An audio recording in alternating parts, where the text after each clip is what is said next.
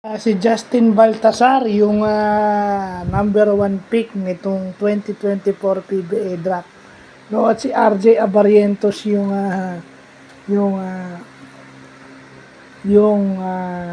number 3 pick. So well, yung Converge nagpapalakas. Kita mo lahat nung Converge nung kinukuha talaga. So may Twin Towers na yung Converge, no? Parang si Justin Arana at saka to si Justin Baltasar. 6'7", 6'8" sila pareho. Halos magkasing tangkad sila, Twin Towers.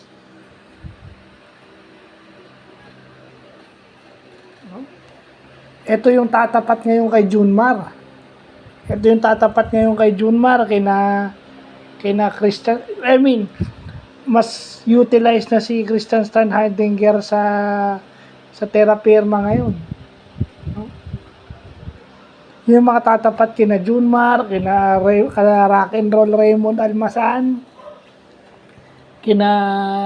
mga big man, yan, kina Cliff Hodge, yan ang mga tatapat sa kanila.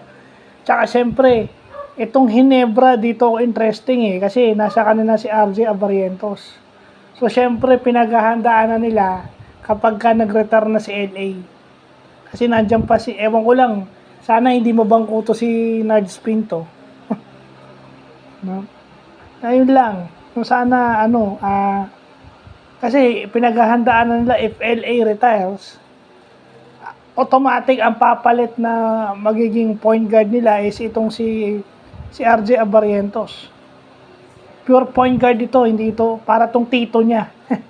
Pero ito yung tito niya na may consistent na 3-point shot.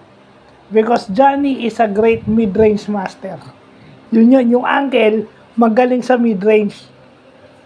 Pero siya, yung tito niya, si Tito Johnny niya is, pag iniwan mong standstill 3, pwede.